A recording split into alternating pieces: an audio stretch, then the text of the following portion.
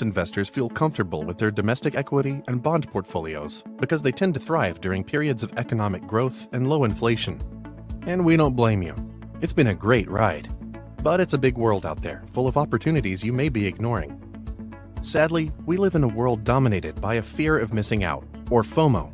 And in the last 10 years, U.S. equities and bonds have outperformed and generated massive amounts of FOMO. This hasn't always been the case. In the mid-2000s, the best performing markets were international equities, especially emerging markets, gold and commodities. So what happens if growth collapses and inflation becomes the new norm?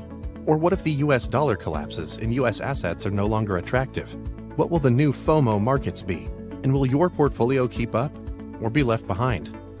Enter Rational Resolve Adaptive Asset Allocation Fund, ticker RDMIX, a strategy that is designed to thrive across different markets and economic regimes. Unlike most traditional strategies that keep allocation static and let volatility happen, Adaptive Asset Allocation applies a proprietary systematic process designed to dynamically transition toward thriving asset classes and eliminate those that are not, all the while aiming for consistent volatility and stable returns.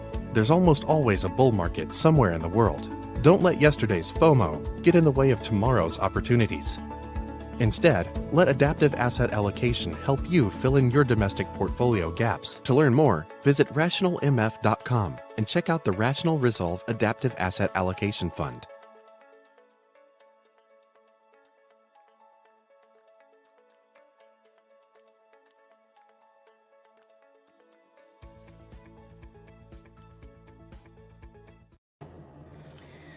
All right. Hello, everyone. Welcome, Vincent Deluard. How are you today, sir? I'm great. Happy to be here. You know why? Yeah, a little bit of technical difficulties. We're going to do it over the phone, but I think it's looking good. You're looking sharp. Your tie's almost done. That's awesome. So for anybody who doesn't know, Vince is Director of Global Macro Strategy at Stonex. He's been with us before. He's got a pretty fantastic thesis that's been on point for the last couple of years. And if you haven't heard what that was in full, you can listen to our previous podcast. Before we do begin, though, Mike, why don't you give us the old disclaimer? Oh, yeah, of course. None of this is advice. Three guys on a YouTube channel is not where you want to get advice from. So we're going to have a nice wide-ranging conversation about all kinds of stuff and be unbound by providing any advice to anyone at any time. All right. So, Vince, I actually wanted to start with the narrative I'm hearing from most of the allocators that I'm speaking to right now and get your reaction and then kind of pull some strings from there. The narrative I'm hearing from most participants is that it's done. We've kind of hit peak inflation. We've seen the CPI numbers go down. This is basically a Fed pivot if it's not already happening. A pause will lead to a liquidity event that will rise markets and everything will be fine again. Right? Broadly speaking, there's a few outliers, but broadly speaking, people are starting to feel relief and that this kind of inflationary period is over, that in fact, there's some words about they're actually going to nail this soft landing. So I'd be curious to hear where you're at right now in your thesis and maybe do a quick revamp of where you were at in terms of the inflation narrative in the last few years and how that has changed. Yeah, I think it's always good to start with where people have been because there's path dependency in everything, including in strategies forecasts. So my bias, and I'll gladly admit it, is inflation. I've been writing about the rise of structural inflation since even before COVID. I actually think even without COVID, we wouldn't be at 8, we'd probably be at 4% inflation. I think we have this kind of structural wave of inflation because of demography, because of China, because of the rising cost of capital, because of a crunch in the labor supply globally. So that's what I've been for a long time. I think, COVID at the beginning hurt my thesis because there was massive deflationary for commodity prices, and then eventually the market got it right. But the market didn't actually know that. The inflation just showed up in the data, and the market was in disbelief. We had the whole transitory fiasco, it's the supply chain, it's Russia, it's used car, it's number price. I mean, every month was a new excuse. And then we got to that peak in inflation about 9.1% in June. And I agree with part of the narrative you told me. I think 9%, 9.1 was indeed the high print. AI high print. I mean, there's a chance I think in the next decade that we revisit this, kind of like in the 70s when you had the peak for the first oil shock, and then the real peak was not until the Iranian Revolution, 1979. But yeah, for now, I kind of agree with the narrative. Inflation's gonna fall. It's really mostly base effect at this point. Used cars are gonna deflate. You see some things are rolling over, rents, construction. So there is, and again, it was never going to be a straight line up from my perspective. So to me, the more interesting question is not so much where next month's print is going to print, but where does it settle? Does it settle back to 2 or does it settle back to 4 or 5? And my answer is yeah, it's going to settle to 4 or 5, and that it's actually a good thing.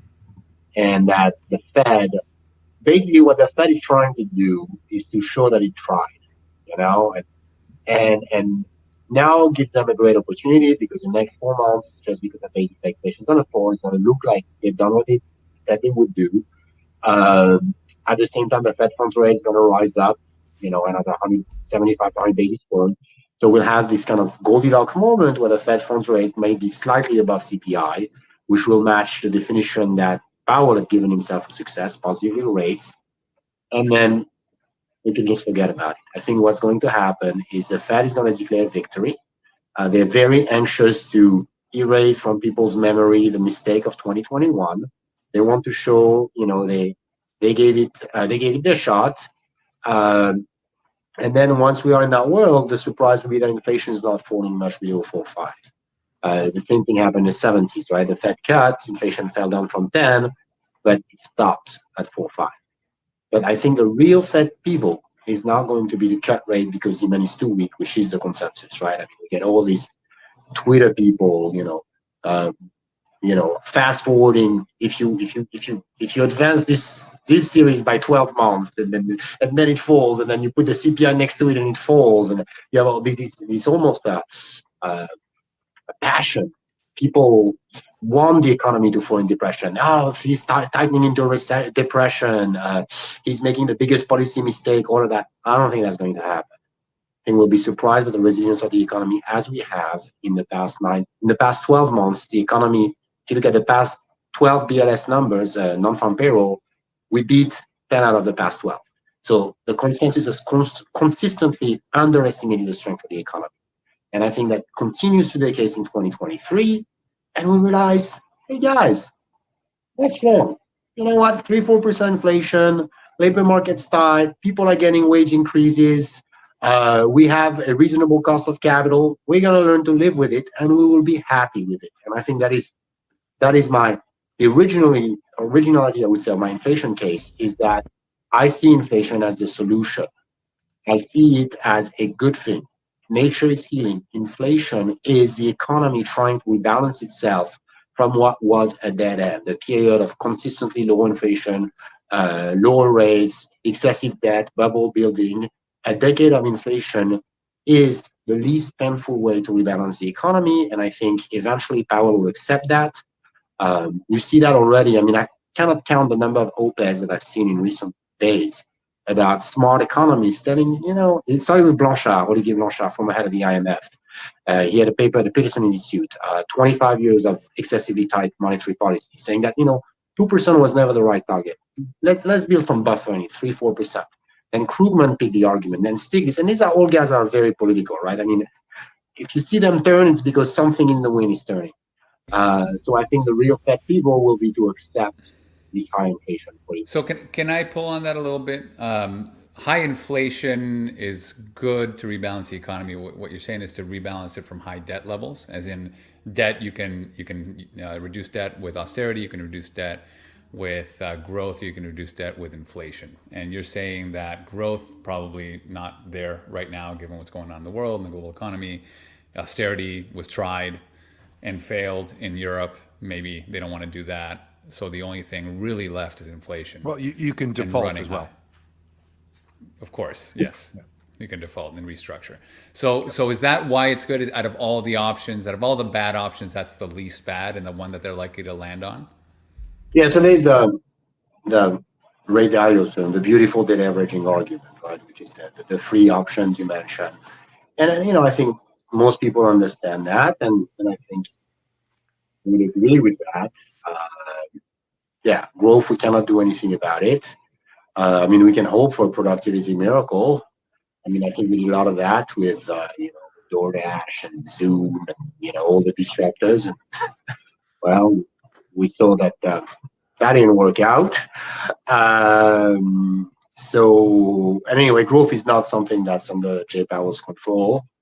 Then yeah, we could do austerity and recession, but it seems to me that the cost of this is insane. I mean, it's a cost benefit analysis at the end of the day. Surely we could get back to 2%. I mean, it could be like Jay Powell can be like Volcker and hike to 10%. And then we'll get a 10% unemployment rate. We'll get the dollar index at 200. We'll get default across the emerging world. We'll get a global supply crunch. All that for what? For going to a number you made up in the first place. Like 2% is, it's just as arbitrary as 3 or 4. So I think at the end of the day, cooler heads will prevail and agree that, some inflation. The worry of inflation is if you get to 8, 9, because then you get like last summer was scary, right? Because if it keeps accelerating, you get to 9%. Then you get inflation expectation channel to kick in, and then you really lose control. But in a way, I would think Xi Jinping has saved the Fed. Like by having the lockdowns in China, we deflated the commodity prices. That was happening as the supply chain were easing, the used cars. So there is this lucky alignment of the star that would make it seem like it's under control. And that's all that we care about. I don't think households, they don't form their expectations. 2 to 5% is fine. And that's where we want to be. The other part about why I think inflation is good is kind of a generational aspect, which to me is the crux, the issue that we have fundamentally across the Western world is a generational issue. We had this historically large boomer generation that had no parents because they were there during the war, and then very few kids, and concentrated an abnormal amount of wealth in the country. And they were very lucky because when they accumulated this wealth, when they started forming households, interest rates were 20%. You can buy a household very cheap, stocks very cheap, bonds very cheap. And they've basically been riding this bull market in stocks, in bonds, in houses. And now they sit on all these extraordinarily richly valued assets, and they'll have to pass them down. In the next 10 years, assets need to move from boomers to millennial and Gen Zers. And the problem is the millennial and Gen Zers are not earning enough to buy these assets at the valuation that these assets currently have. So that's why we have the highest proportion of young adults living with their parents since the Great Depression. It's not because they want to be playing video games in man's basement. It's because they cannot afford a home. They cannot afford stocks either. If you look at a chart of the S&P 500 divided by the minimum wage, it gives you an idea of how long you have to work to buy a share in the S&P 500. When the boomers came of age, that was 4 days. Now that's 4 months. So we need the market to clear. And in order for the market to clear, we need asset prices to go down and nominal wages to go up. And inflation does that. Again, inflation is the solution, and it will rebalance the economy in a way that's ultimately beneficial. Again, think about, there is no alternative. The alternative is Europe, where we keep having lower growth because we have growth is too low. The debt becomes unsustainable. How do we solve that? We cut rates so we can take more debt to create the illusion of growth, and then we have to cut rates again, and we get to negative rates. We have natality that collapses, household formation that collapses, demand that collapses, and it's kind of a deflationary doom loop. So in a way, inflation is a deus ex machina that will allow us to go back to a proper sustainable growth where we're no longer building, bubble on top of bubble, which seems a good description of the past 20 years, but actual fundamentally driven growth with reasonable valuation and rates that allow people to build assets over time instead of investing in Ponzi scheme and cryptocurrency. So it sounds to me like that sounds very much like a soft landing, and soft landing with a higher inflation target than what they're claiming they're going to do. But let's talk a little bit about why you don't ascribe to the fears that many others have pointed out, that this tightening cycle has been the fastest and most aggressive tightening cycle in history, that there's a lag between when you start tightening and when you start seeing it in the real economy, right? So the counter argument is that the economy is growing, that the that the labor costs are resilient, that we're going to get through this without much issues, but the lag is 8 to 18 months before we actually see the effects of tightening, and people like Mike Green, even Dan Jensen from Bridgewater, Rosenberg, and what's his name, Raoul Pal, are all thinking they've actually killed the economy. We're just not seeing it yet, and we're going to be in negative inflation and deflation after this whole thing goes through. So, what are they getting wrong that doesn't jive with your current thesis? I think they're overestimating the wealth effect and underestimating fiscal. And I think in a way that's kind of the product of the past 4 years. We've been in the monetary dominance world where it's a monetary policy dictates everything, and I just find monetary policy to be not the best instrument for the things that the Fed wants to achieve. Like for 10 years, for example, we use monetary policy to reflate, and the wealth effect, give more money to rich people, eventually will trickle down. I guess it worked, 12 years after the fact, but we had to push a lot of liquidity in the system for very weak results. So doing the opposite, removing liquidity and deflating asset price bubble in order to target the price level, I think is going to be equally ineffective, especially since there is a mismatch between to me, the pain in the economy, the reason we have a high inflation. I mean, well, there's a lot, but right now it's mostly labor market, and especially low-end blue-collar workers. This is where you see the biggest ratio of job openings to job seekers. This is where you see the fastest wage increases. You can fire as many product managers at Twitter that were doing nothing anyway. That's, they're not going to pick up fruits in the Central Valley in California or bus table in restaurants or work in hotels. Mark Zuckerberg's net worth dropped by 75% this year. His consumption has not. So we can, if it's a game of whack-a-mole, we're hitting the wrong mole, we'll be surprised by the fact that the labor market is going to remain tight for low-end, and these are workers that spend 100% of the paycheck. So as long as they keep getting these pay increases, by the way, another thing we're going to be getting next year is going to be cost of living adjustment of 8.7%. Everyone who gets Social Security in the U.S., it's about 30% of the workforce, is going to get an 8.7% raise. So it's not going to cool down as much, and at the same time, again, I maintain that fiscal policy is more important than monetary policy, and we will see. In Europe, we are seeing basically governments pay for the war, the energy shock. We are seeing military budgets going through the roof. We will see fiscal impulse out of Europe. We might see some in China. I think the economy does not recover on its own when they reopen. They have the room. They will stimulate again. And in the U.S., we'll see it just because rising deficits just because of demography. So again, I think we're shifting from an era of monetary dominance to fiscal dominance, and that in itself is inflationary.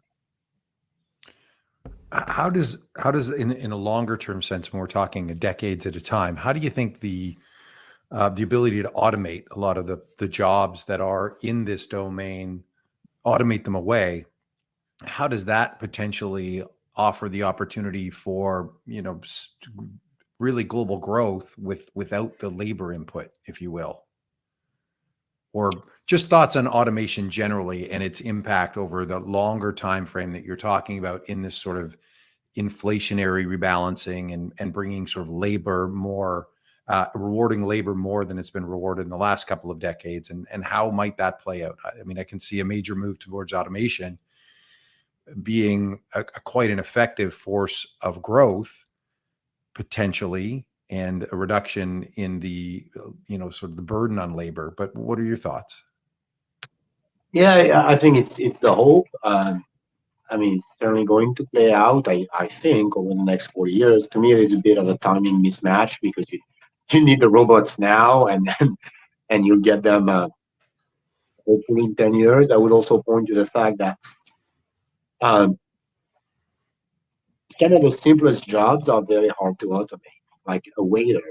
It's uh, replicating the way a human walks, or it's not that easy. Like, you can automate manufacturing. We've done a lot of that. I think we'll see automation in kind of mid-level, with AI. You do like accounting, or but where we are, again, to me, the shortages are retail. I guess you could do a little bit.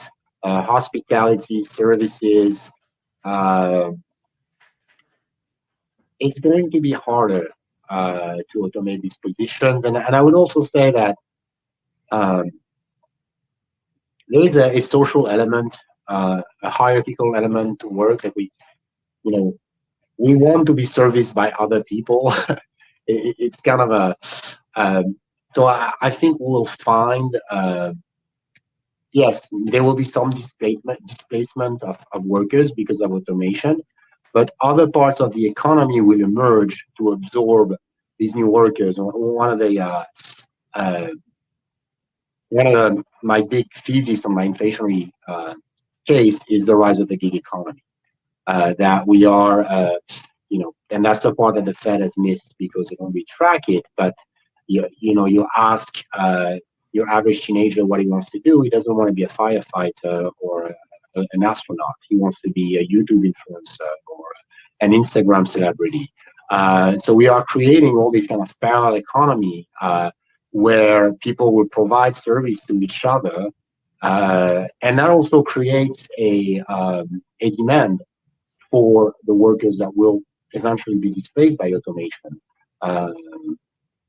And I think that's one of the reasons, again, why we are seeing this steady wage growth at the bottom of the pyramid, is because a lot of the workers now have the opportunity. The waiters that got fired after COVID, they moved on. They became Uber driver, DoorDash delivery. They're good looking. They become OnlyFans model. They become so. And this is all not captured in the BLS data, and it also, until the gap between these two closes down, the gap between the real economy and the gig economy closes down, we have a vertical Phillips curve. You can increase wages, but the supply of labor doesn't come in. And I think we'll just see more of that going forward as the economy moves more kind of a flexible, on-demand, gig-based, as opposed to the old economy of 9-to-5 jobs in big corporations. Interesting. I've heard you talk about the sort of difference of the sort of conditions of this current potential recession that might hit with respect to the amount of wealth that people are holding sort of in their bank accounts, and how that's never happened before. And I wonder if you could elaborate on that or share that with the folks that are listening to this particular podcast as well, because I think it's got some very interesting insights to it that are largely unappreciated. Yeah, so you can check that. I mean, some we said they report cash deposits in checking accounts in the U.S. It's an insane theory. It really is. Like, you see COVID, the thing up by like 400% since COVID, and it's barely normalizing. Even for the lowest decile, you still have 3 times as much cash in the checking account than you had pre-COVID. And to me, that tells me that demand is going to be resilient. People don't like to pay $4 or $5 a gas, and prices are crazy. But as long as there's money in the checking account, that money gonna be spent. So I think one of the issue with the whole, you know, economic doom scenario, or the Fed is going to tighten and everything's gonna fall, is people are rushing to the end of the movie, and they may be right. I mean, at some point, surely they will be right, but you have to go for the middle part. So first, people need to draw down the money that they have in the checking account. Then they'll put it on the credit card. Then they will have trouble paying the credit card debt, and then finally they'll default, and then you'll see. But I mean, at the current pace, it's gonna take more than 2 years for cash balances to normalize. So we can still live on that for a while. Higher rates are going to take a bite for sure, but most of the debt that's outstanding in the U.S. was issued when rates were very low, and you only, let's say your average duration is 9 years, you only roll out 10% of your debt every year. So it's going to take some time before the effect of this tightening is felt. We had a lot of deleveraging following COVID. So again, I think and on top of that, we have this gig economy, which I think is something that people are missing. And it is a way that workers are adjusting to higher prices. Is instead of cutting consumption, they take a gig. And that came out in the latest LinkedIn data. Monster survey showed that the number of people working gigs exploded in recent months.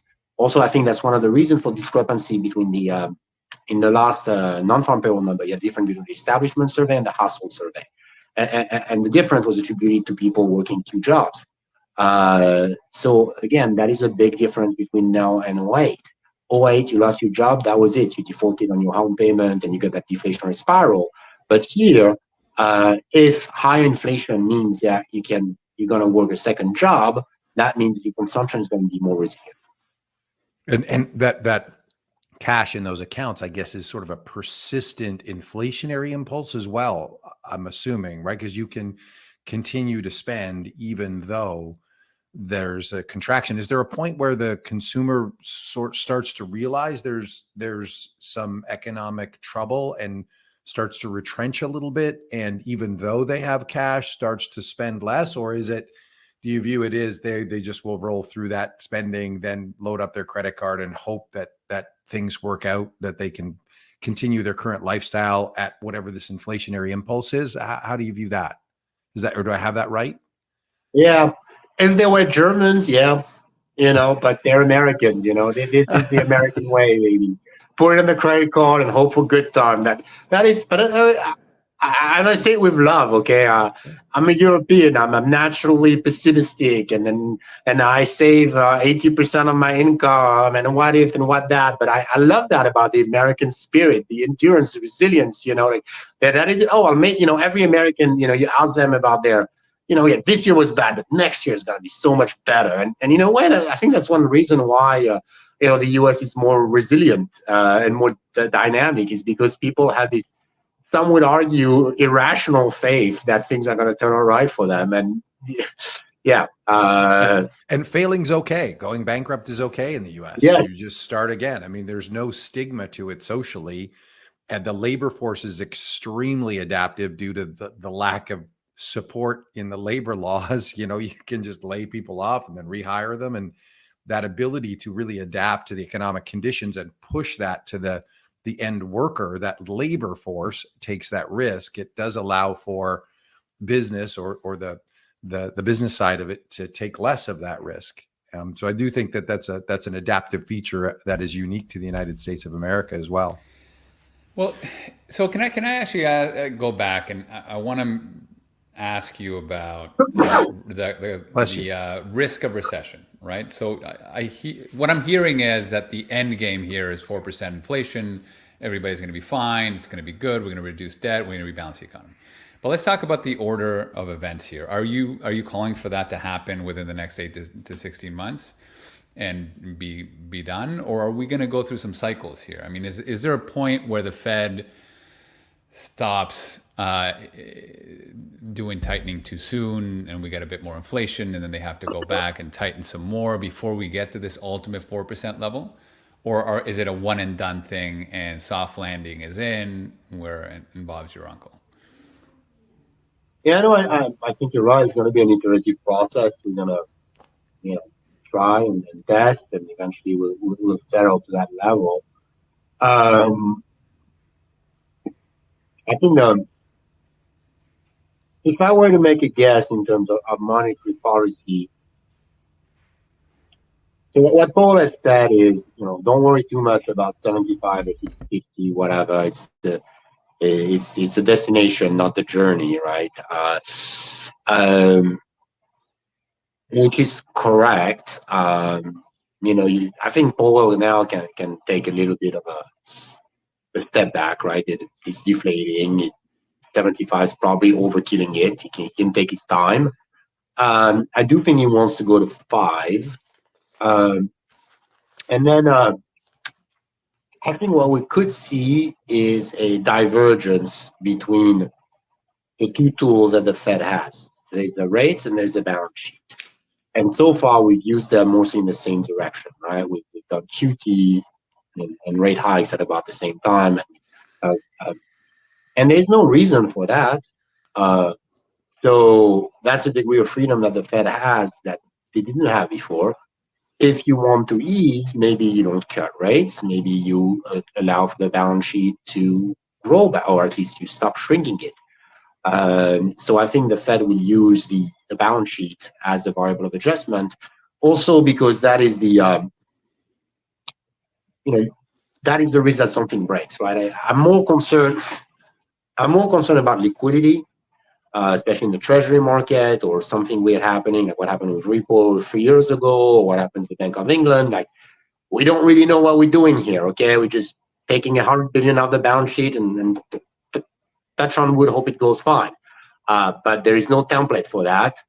So I think it'd be a lot easier also from a policy standpoint to you just announce a new TALF, PTTT, PS-POPO, whatever, some technical, oh no, we're not easing. We are providing emergency liquidity in order to save the pension of the hardworking man of America. That's, politically, that's a very, very easy. So I think that's that's the path is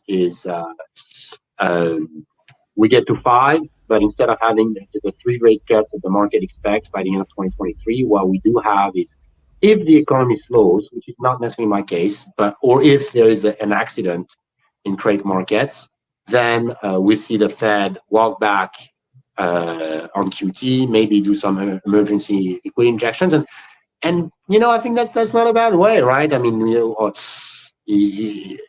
have this kind of dollar shortage. I'm sure you've heard people talk about that DIS report. We're playing with liquidity, we're playing with fire. And the consequences of a global liquidity crisis are a lot worse than, high rates, okay, some leverage real estate developer is going to go bust. Some stupid unicorn that had absurd valuation is going to fall. All these are good things, crypto bubbles. I mean, these are things that the Fed wants to see. So I would keep the rates higher and then adjust with the balance sheet. Dude, what about so we've got a political aspect of this too, because fiscal policy driven by governments in power are going to try to direct funds into the economy at certain specific groups. And then the monetary policy is going to have to reflect that, I think. Are they not? That we're going to have some tension here between 2 different objective functions a little bit, or do you think how do you perceive that? I mean, I'd go back to that. Sargent was the name of the guy. Bank of Minneapolis, 1980 paper on fiscal versus monetary dominance. It's a great paper. Basically argues that you have 2 sorts of regime. One is the regime where the central bank is the constraint and tells the government, that basically the European world, right, where the ECB says, hey, you got to cut spending, or I shut down the ATM. What we told the Greeks or the Cypriots. So that's extreme monetary dominance. And then the other regime is fiscal dominance, which what was the U.S. had after World War II. I'm going to do yield curve control, and whatever the private sector cannot absorb in my debt, the central bank's going to absorb. I think we are moving to fiscal dominance. So the answer to your question is I think the Fed or central banks are going to do what the government tells them to do, rather than the opposite. Wasn't there a leak around that time that he said, the federal bank is independent, but not independent of their actions? That they're always reacting ultimately to what the politicians end up doing. Correct. That's the second part of the paper where he shows that even if they try, it doesn't work. Which may be where we are today, where we have the attempt of monetary policy to kind of normalize and then. No, I think a big gap here is the fact that we're coming into elections for the biggest economy in the world, and whether fiscal spending is going to be on point for if anything, if there is a gap in the economy. Do you see a real fiscal spending in the U.S. for the next 2 years? I don't.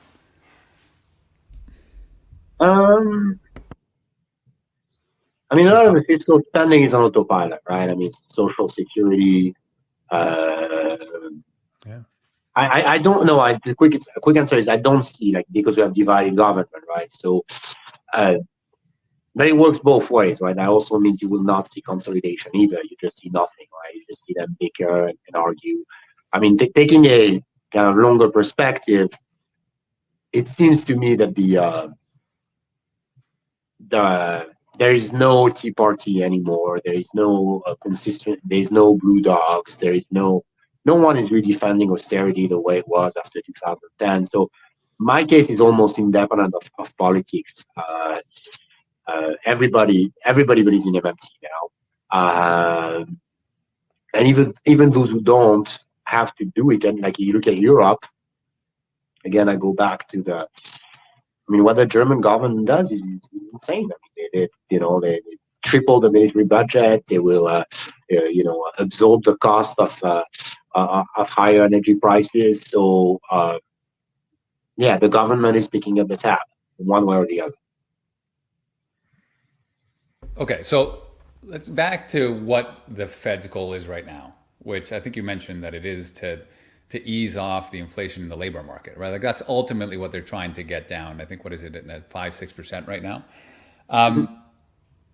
I mean, with the strength of the economy, like you said, the gig economy, it's going to be a really difficult thing to do. Yeah. And I got to say, when you look at what the Fed has done, central banks have done versus their indicators and versus the lag, there always seems to be behind the curve. They always seem to be not getting the timing quite right. And from what I've read, the impact of the labor, so you impact the economy, you impact growth from the moment you start tightening between 9 and 18 months, but it takes a lot longer to impact labor. And the question is whether they're going to get their ducks in line, understand the lag, and act accordingly. Do you think that they're going to really stop tightening until they see that labor number go down to 4%? I mean, okay, this is just me speculating here. Sure. Okay, so I have no. It's just between us girls. And other than my gut feeling. Your intuition about the Fed and what they're capable of doing. Intuition. Yeah. My intuition is that they know what they really want. They don't want to kill the labor market. Why would you, right? I mean, for 4 years, we had all these wealth concentration, inequalities, wage gap between, minorities and non-minorities, young generation. All of this is flipped now. Wages are growing faster for non-white than white, uneducated than educated, hourly than non-hourly, job switcher than job stayer. Why would you want to kill that? So I think what they really want to do, and I think Jay Powell is doing a fine job at this, is, kind of like I have with my 4-year-old. Oh, if you do this, I will unleash my anger on you, and you won't have the iPhone for 1 million years. And but really, I don't mean this. So they want to show that they tried. They want to erase the perception of the historical mistake of 2021 of keeping too much accommodation. So they have to talk stern. But at the end of the day, Jay Powell is a smart guy. I have a lot more confidence in Jay Powell than I did Bernanke and Yan, because he actually ran businesses. He was smart enough to, like, when he saw that the model stopped working last, he's like, okay, forget about the model. And I don't think you raise this kind of position by being an ideologue. So he'll know where to go. And I go back to all these op-eds recently of smart economists telling you, that 2%, maybe, like, so I think it's going to stop before he breaks down the labor market. Also, because I think the labor market is a lot more resilient and a lot more tight.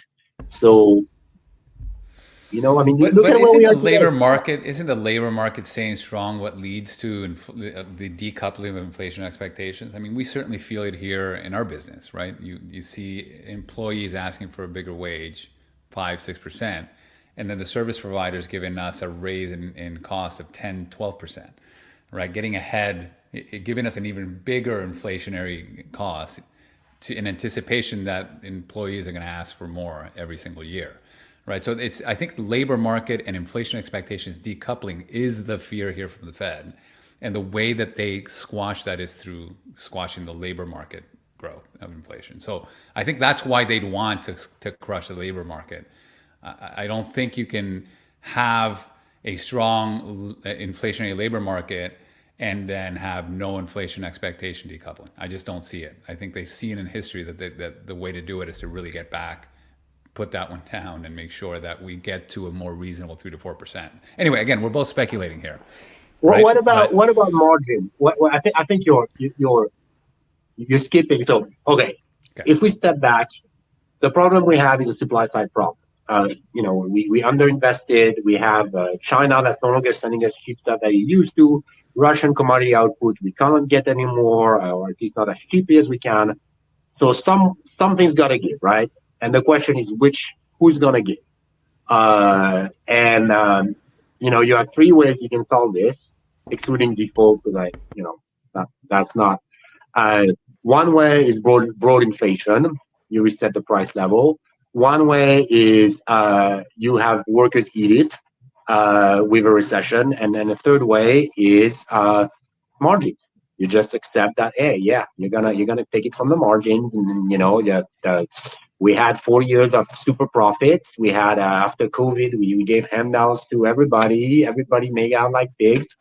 So maybe we accept that this secular increase in profit margin is over, and we have a fairer, more balanced split in the how we split economic growth between workers and capital owners. Do you think that the current sort of expected valuations on the S&P and stocks, if you will, reflect that kind of thinking, though? I don't really see that. I see, the market's looking at a very modest earnings recession, contracting margins, pricing that in forward, versus what I think you're alluding to or saying is that's going to be a little bit more significant than maybe market expectations, so that, there's the mispricing, or there's a mispricing. Yeah. No. If you look at EPS expectation, I think it's 230 on the S&P 500 EPS, so up 10% over last year, and that's happening even though the top line is basically not growing. So what analysts are telling you right now, we have the top line growing at 10%, earnings at zero, and next year it's the other way, right? Your top line is going to be at zero, and your EPS is going to be at 10%. So what the market is telling is, you're right, is that we'll see margins expand next year. I find that hard to believe. Labor costs a lot more, commodity, energy costs a lot more, capital costs a lot more. So I really don't see where you squeeze in that margin expansion. I think in a way, the margin expansion we've seen this past year is a bit illusory. It's the inflation illusion. When Keynes talks about it, it's like the inflation, like at the beginning, oh, I'm richer. Yeah, let me spend. And then everybody, whoa, I'm richer, let me spend. And then you realize, oh, but actually everybody else is doing it. So I'm more, that was 2021. And, you have good accounting reasons for that, right? I mean, you value, if you have fast inflation, your inventories that you sell are valued at the old price. So your earnings get boosted, or the depreciation expense, you use the old price. But then when you have to replace the machine, it costs twice as much, but your depreciation expense still carries the ghost of the low prices. So the first years of inflation, you do see an expansion in margin, but that is, I would argue, a somewhat of an illusion that will dissipate next year.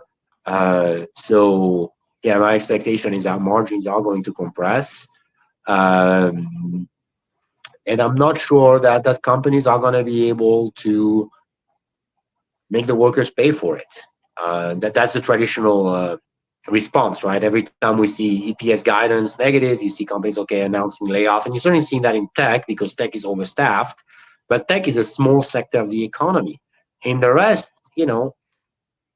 companies are understaffed. They are still looking for workers, and they will, there's a little bit labor hoarding going on. So I think companies, contrary to 08, will not be able to squeeze the workers out of, so that they can restore the profit margin. Yeah, and when Do you think? Oh, go ahead, Rod. So just quickly, when you look at the PE expansion and compression during periods of low inflation to high inflation, you see that in periods of high inflation volatility, that the Shiller PE in the 70s, Shiller PE in the 40s, and in the early 20s is much, much lower than when inflation is going down, right? So this, at least all this is uncertainty of cash flows. If we're going to be at 5%, this is going to be vary by industry, and there's going to be less willingness to expand a company. So all these things should lead to a multiple compression, and we continue to be really, really high. We continue to see the economy or the stock market outpace the real economy. At which point are we going to see the economy? Like, there's two things here, right? What you're saying is the economy is resilient. That doesn't mean the stock market may be. And at some point, we've had 10 years, if not 40 years, of the stock market outpacing the economy. We might have to see 10 years of the economy outpacing the stock market. Yeah, and I think this brings to my mind something that we hear a lot about, this onshoring aspect. Sure. And is that even possible given the circumstances? I know it's a great theory to say, okay, we're going to onshore. We need these sort of stable, resilient supply chains rather than sort of just in time, cheap and cheerful supply chains. But is that even possible given the current labor dynamics?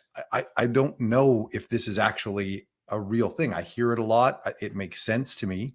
At the same time, the realities seem like that's not going to happen. Yeah, I would share your skepticism, because again, to me, the problem is we're running out of kind of young, healthy workers that are willing to, work hard for low pay, because of generational. You have one Gen Z entering the labor force per every 2 boomers which retires. I mean, that's just the nature of the beast. Immigration has slowed to a trickle. We have this kind of 40% of the U.S. population is obese. We have anxiety. We have opioids. I think that the quality of the U.S. workforce has been degrading for a very long time, and we've been able to hide it with Mexican workers. We had 12 million Mexican workers come between the tequila crisis of 1994 to 2007, and then relying on this global supply chain and workers in East Asia. But now that these, it's like when the tide goes out, you see who's been swimming naked. I think that's what we're discovering. And I mean, even if we could reshore everything, it would still be more expensive. Like there is nothing that will be as productive as a billion Chinese workers with a currency working with a deeply undervalued yuan. You still have to pay your workers in dollars instead of artificially manipulated currency. And the first step is going to be to invest. Like before you can reshore, you need to build infrastructure, you need to build a factory. So it's almost the same argument as the energy transition, right? You have to spend more in order to save possibly save later. Yeah, I kind of agree, and I mean, it makes a good story. But as you say, you'd have to build out all the infrastructure, build out those supply chains locally, which are going to be more expensive. And you're faced with a contracting labor force, and you're faced with a labor force that, in the Gen Z sense, values more of this work-life balance, and it is not the workhorse of the boomer or the Xer who does all the extra hours. These folks are just saying, "Hey, it's 5 o'clock. I'm going home." And whatever excess work needed to be done, that's your problem as the labor provider. The onshoring's happening. It is going to be more expensive. I just see it as a story of inflation, of this more secular, higher inflation for longer, right? And also the story that profit margins are going to collapse. It can't happen though. Like there's a flaw in the argument. It can happen. You just don't have the ability to. Or there are challenges to it happening. If you're building for efficiency, you're right. If you're building for resilience, you might take the extra cost. And this is at least what I'm seeing, what I'm reading, is that the companies are onshoring for the sake of resiliency, that global economies are onshoring for the sake of resiliency, and they're willing to take the extra cost of that Gen Z and pay them the right amount. And also, it's not that cut and dry. Like in Mexico, you can still, right now with the aging population in China and the issues there, it's actually cheaper to manufacture in Mexico now than it is in China. And that's been a trend that's been going on for a few years, right? So it's not clear to me that it's not going to happen and it's not doable. Well, you just faced hard limits.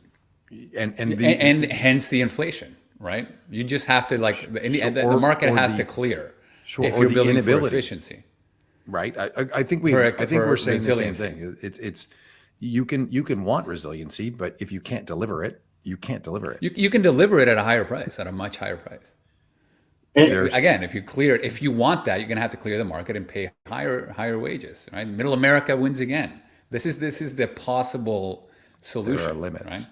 Sure, China will be a player again. It's not going to zero, but in certain industries, you might actually find that you need it, want it for other reasons than efficiencies. Right? And I think that. Go ahead. No, what we're ultimately saying here is productivity is going to take a hit, right? I mean, we're moving from a very efficient where we optimize everything. You look at the how you make a pen, right? You get that piece that comes. I mean, it's amazing. So global supply chain is something that's truly a wonder. Or how you make a computer. If you or a car, you break it down. And now we're gonna have to go back to maybe blocks competing with each other. Whatever it is going to be a less efficient system. And productivity. And by the way, productivity is already falling. And if you look at unit labor costs, they're up by 8% year on year. 5% higher wages, 5% lower productivity. And the implication to me is, I think one of the problems with the kind of consensus view that the economy is going to fall into recession and that inflation will follow. Honestly, on the recession, my view is that it's overblown, but whatever, it could happen. I could very well see. I don't know what happens. We've never done so much tightening so quickly. We're shrinking the balance sheet.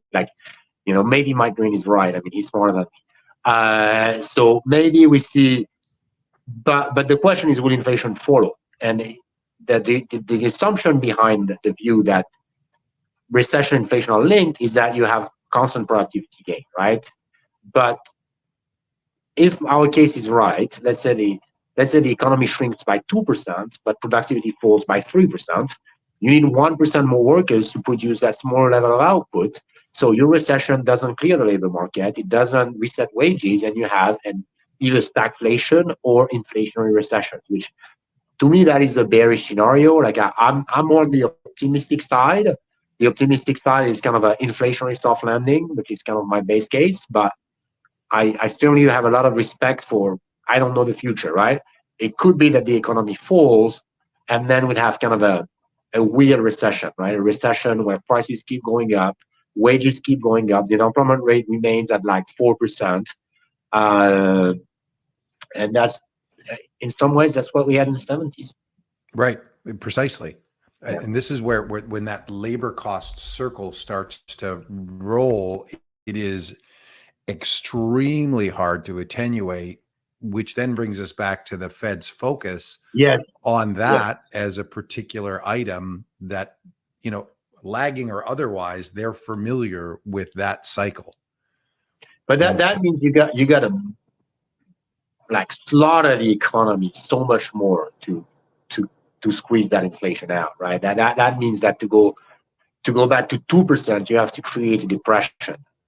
And I don't think the Fed wants anyone in their right mind will want to do that. There's this concept for economists called R star, the natural level of interest rate, which, no one can observe, but every PhD can write their thesis on and get a job at the Fed for that.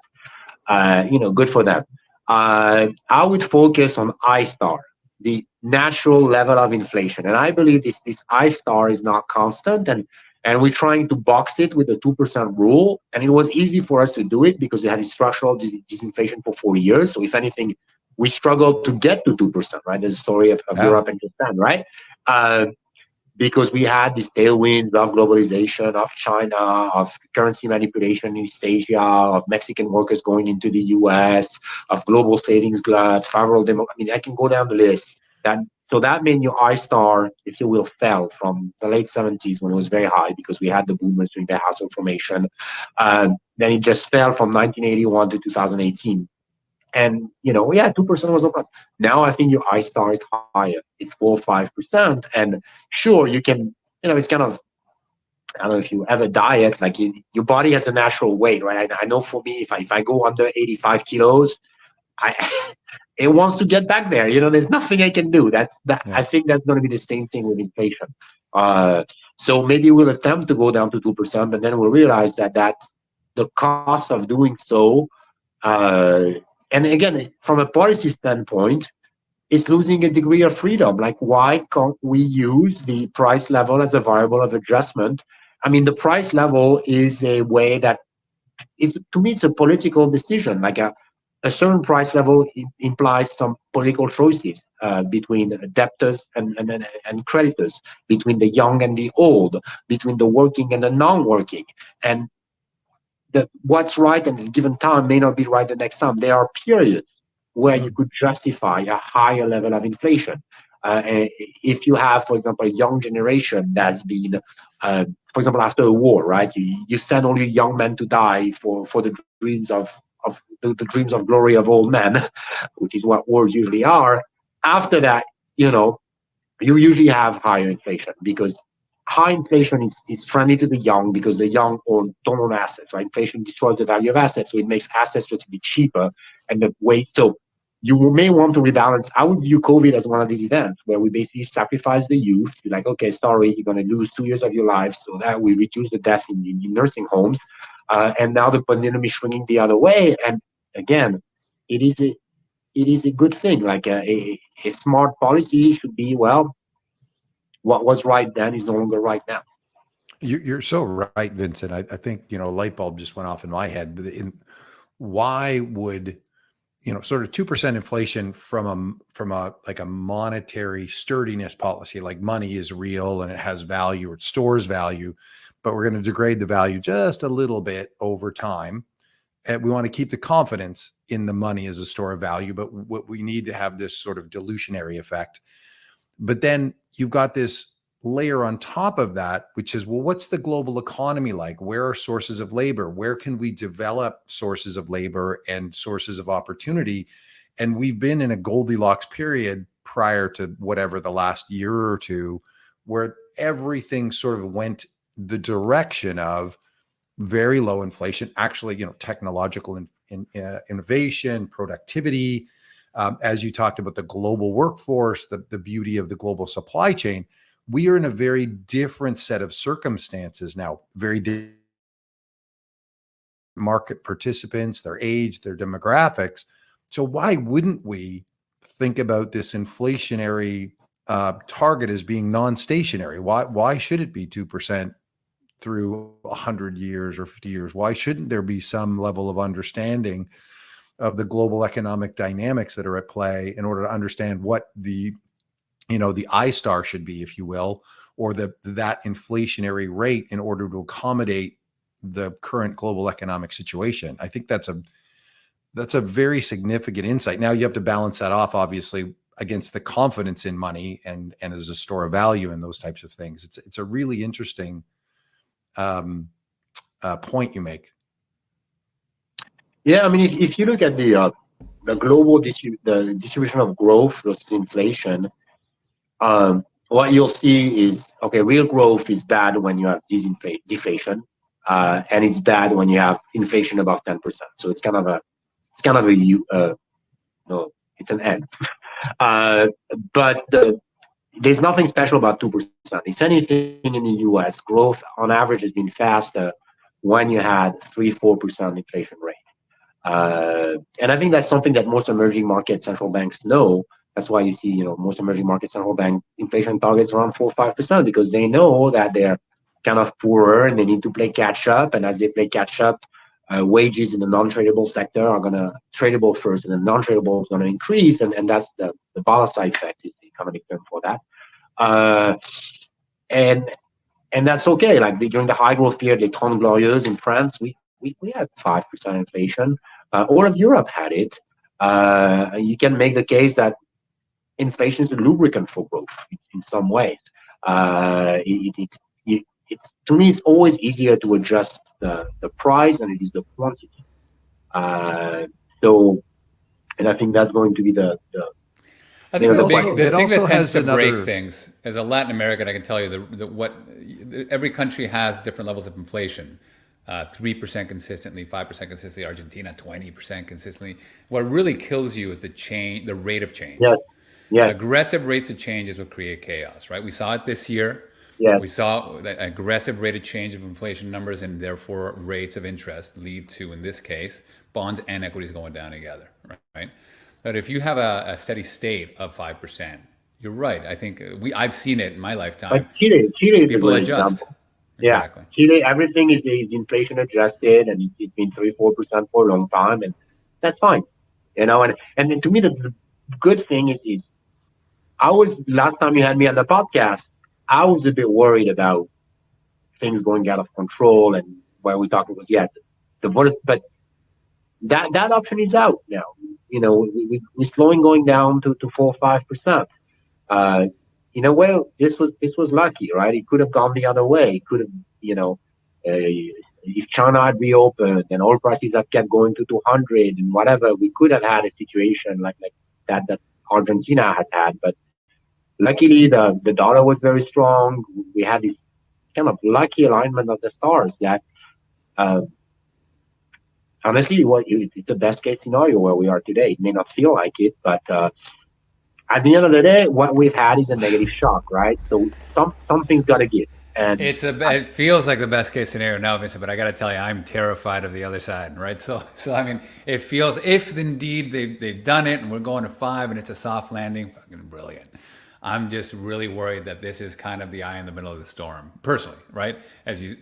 What if we've tightened too much and then we need to inflate again, and the rates of change that we experienced in the first 3 to 4 months of the year happen a few more times. It breaks stuff, right? It certainly has the likelihood of breaking stuff. So I'm not fully bought into the we've done it. I'm not ready to put my mission accomplished flag up.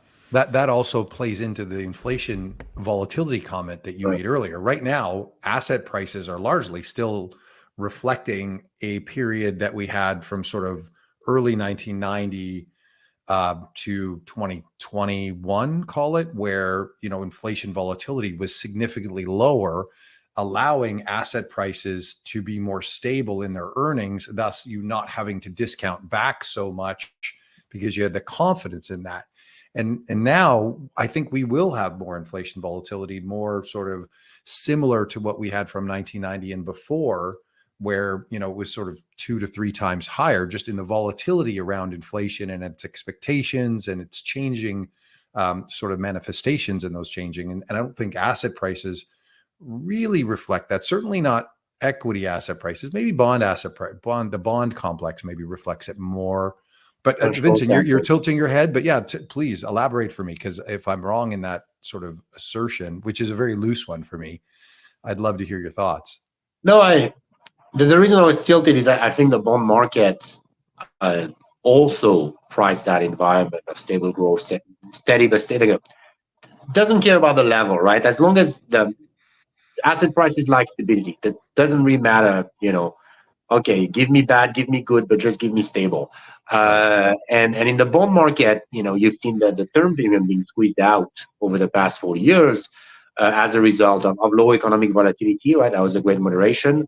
And then after that, it was forward guidance. Oh, wow, the Fed is going to tell me what it's going to do. Well, why should I be paid for holding long term when I have a dot plot, right? A dot plot. And then QE, of course, or yield curve control. So we squeezed out the term. So I think what I get from Rodrigo and to your point is that needs to come back in some way, right? You need to work a term premium back into the curve. And the conclusion for me would be, curve steepening trades as a hedge for that. Like, I think the biggest rate, in 2022, all of it was about pricing 500 basis points of tightening in the front, right? That was that's what drove the stock market down, the bond market. The story for 2022 will be on the long end. We have this historically inverted yield curve, like 80 basis points.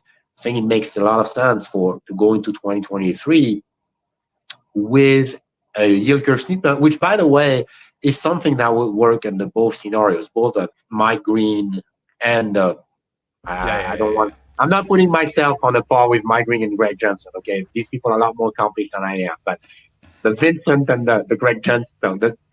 If we have the Mike Green, Greg Johnson, Bridgewater scenario, what you'll see are the Fed has made a horrible mistake and they're going to cut back to zero or even negative, and you'll get you kind of bullish steepener, like kind of what we had after the internet bubble, right? Where the front end falls from 5 to 1%.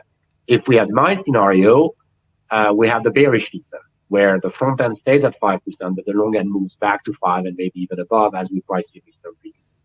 Yeah, so it's interesting because it's the big fear and the big confusion this year has been for many allocators, especially advisors and investors, is unprecedented correlation between equities and bonds, right? And now it's funny because unprecedented. No. Yeah, no, I know. Oh, totally, 100%. Just it's what they've ever experienced in their lifetime, right? Yeah. Which is very different than understanding history and making sure you understand the relationship between those two. What's interesting now is that they've internalized it and they're like, well, equities and bonds move together.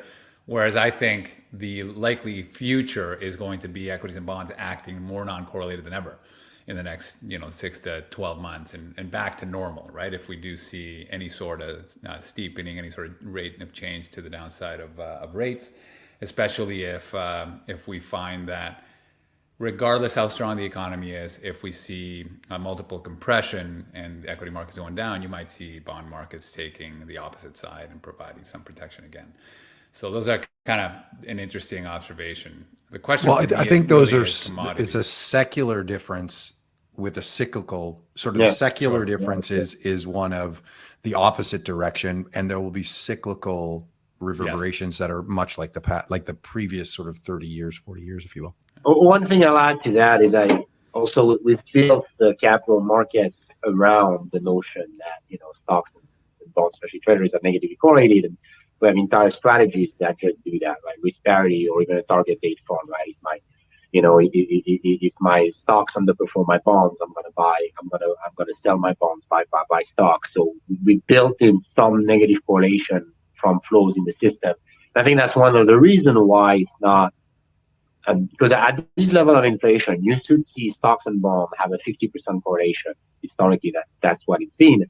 It's closer to like 7-8%, and I think that's in large part because you still have this automated rebalancing from one asset into the other that will keep the old regime, even though it has outlasted its economic purpose. Interesting. Very good. Very interesting. Yeah, there's the other part too. With higher rates, you also have a higher discount rate on all the pension liabilities. Right. So those actually drop dramatically in funding of corporations where they're funding sort of defined benefit type plans, which is another interesting benefit. Now we don't have as many defined benefit plans as we used to, and they're predominant in different geographical regions. But trying to plan or to provide for someone's retirement at an average duration at 0 or 0.5% rates is extremely expensive versus 5% as an example. And brings me back to my point that rate hikes are not as nasty. Well, I mean, they change the ordering of cash flow, they change the distribution of cash flow over time, but like they change the relative price level, but they don't necessarily make, I think we overestimate the extent to which rate cuts are economically stimulative, and we've certainly seen that. I mean, if rate cuts work, like, Japan and Switzerland would be, like at 15% GDP growth in the past decade, and they have not, right? And similarly, we kind of overestimate the extent to which rate hikes slow economic activity. They just, to me, rates just set the relative value of financial assets versus real assets. They change the duration profile. They benefit people who are short duration, hurt people who are long duration. But it's all transfers. There's no wealth being created or destroyed by playing with the level of interest rates. It sort of reallocates who the potential beneficiaries are. Yes. And in the case of pension funds, again, we kind of go back to my idea that we're on a road to nowhere, right? I mean, you look at it, the European pension fund sector. I mean, what is the alternative? It's like, being your average German pension fund, which is 80% invested in stuff that yields negative. I mean, how long can we buy negative yielding bond and hope that further rate cuts will yields going to get more negative, so that some idiot is going to pay an even higher price for this bond that destroys wealth over time? I mean, you need the system to reset if people are going to retire, and sure, there's going to be a loss, right? I mean, that's what we saw in the UK. Like, whoever's holding the bag of all these negative yielding bonds that they reprice is going to take the hit. I think at the end of the day, most of these central banks. So when central banks have an infinite capacity to absorb losses, so the name of the game, I think, is kind of what Japan does. Is you need to move all the crappy, overvalued, negative yielding bonds on the central bank's balance sheet as you do this process. And that shares the pain across the geographic global nature of that country, that economic unit, which is a country, and interesting. And it bears that I suppose bears those losses and can spread them out over a longer period of time. I mean, look, we can have an hour-long conversation about nominal versus real and what all that means when you're actually in a disinflationary or deflationary environment and rates are negative. But that can take an hour, and I still haven't disentangled it myself. I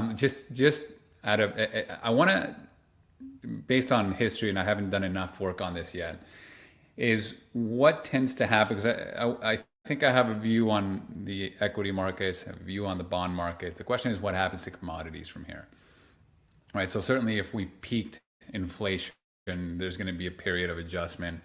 But once we hit that constant state 5%, what does that mean for historically? I don't know if you know this answer, Vince, but what has that meant for commodity prices over time in a steady state inflationary environment?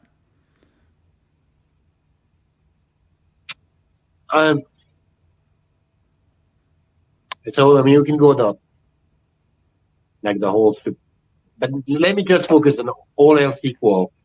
How is 4.5 different from 2? I think it reduces the duration of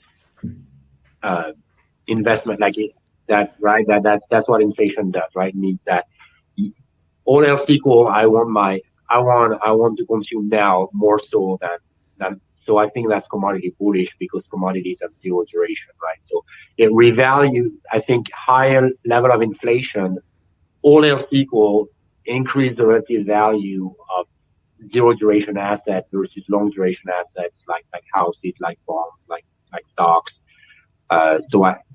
Structurally, I think it's commodity bullish. And the second part that's commodity bullish is then if you are in a relatively high inflation environment, your main risk is that inflation gets higher, right? So that's what you lose sleep over.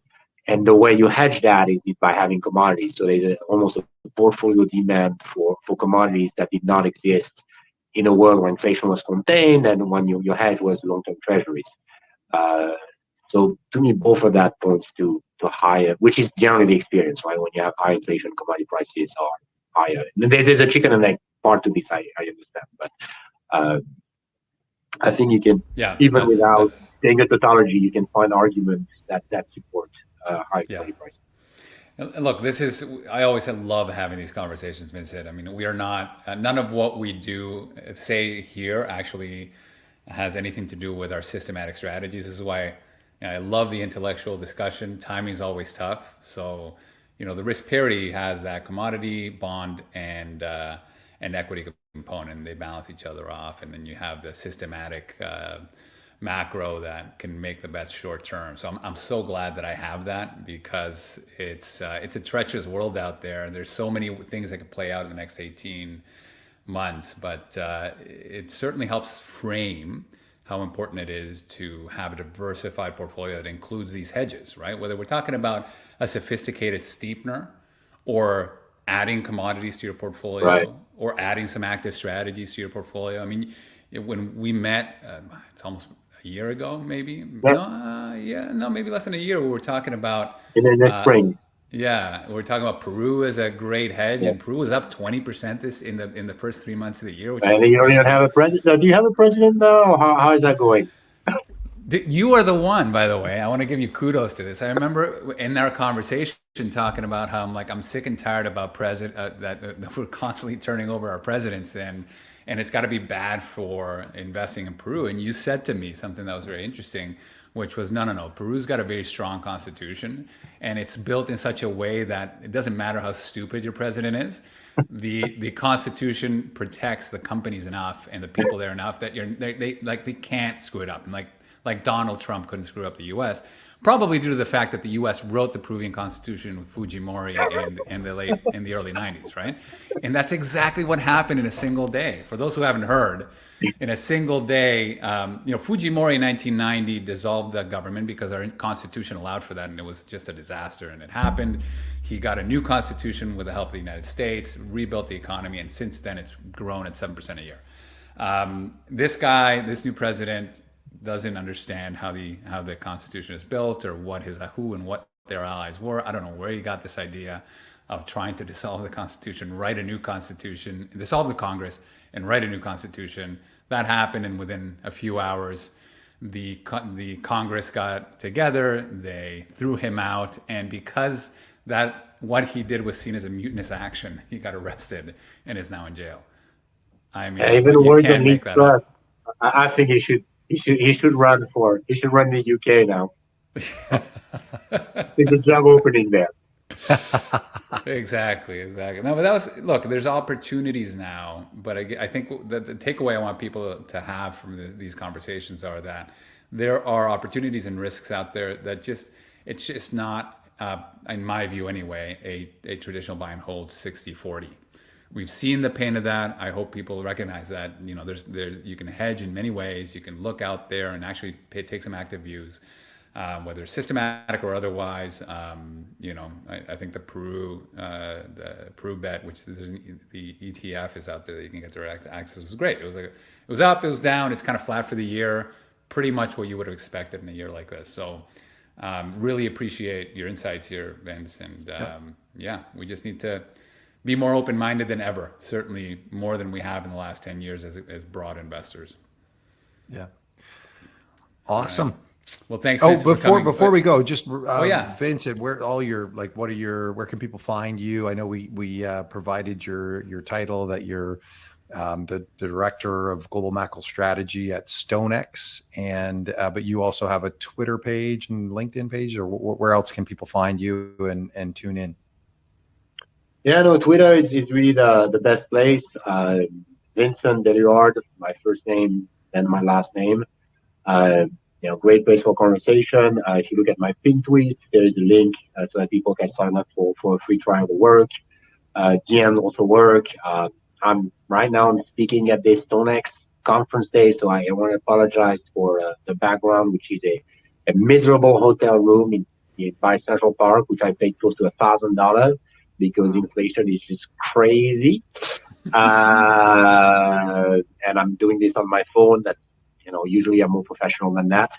But Stonex is a big global financial service firm, very active in commodities, currency. So that's another way is you can just trade with us. And I mean, if you're always trading with us, ask your rep to get added to my distribution list. And if not, check us out. We're growing. We got great stuff. So fantastic. And awesome, thank you Vince. again. Very entertaining as usual. Thank you so much. My pleasure. See you soon. Most investors feel comfortable with their domestic equity and bond portfolios because they tend to thrive during periods of economic growth and low inflation. And we don't blame you. It's been a great ride. But it's a big world out there, full of opportunities you may be ignoring. Sadly, we live in a world dominated by a fear of missing out, or FOMO. And in the last 10 years, U.S. equities and bonds have outperformed and generated massive amounts of FOMO. This hasn't always been the case. In the mid-2000s, the best performing markets were international equities, especially emerging markets, gold and commodities. So what happens if growth collapses and inflation becomes the new norm? Or what if the US dollar collapses and US assets are no longer attractive? What will the new FOMO markets be? And will your portfolio keep up or be left behind? Enter Rational Resolve Adaptive Asset Allocation Fund, ticker RDMIX, a strategy that is designed to thrive across different markets and economic regimes. Unlike most traditional strategies that keep allocation static and let volatility happen, adaptive asset allocation applies a proprietary systematic process designed to dynamically transition toward thriving asset classes and eliminate those that are not, all the while aiming for consistent volatility and stable returns. There's almost always a bull market somewhere in the world. Don't let yesterday's FOMO get in the way of tomorrow's opportunities. Instead, let adaptive asset allocation help you fill in your domestic portfolio gaps. To learn more, visit rationalmf.com and check out the Rational Resolve Adaptive Asset Allocation Fund.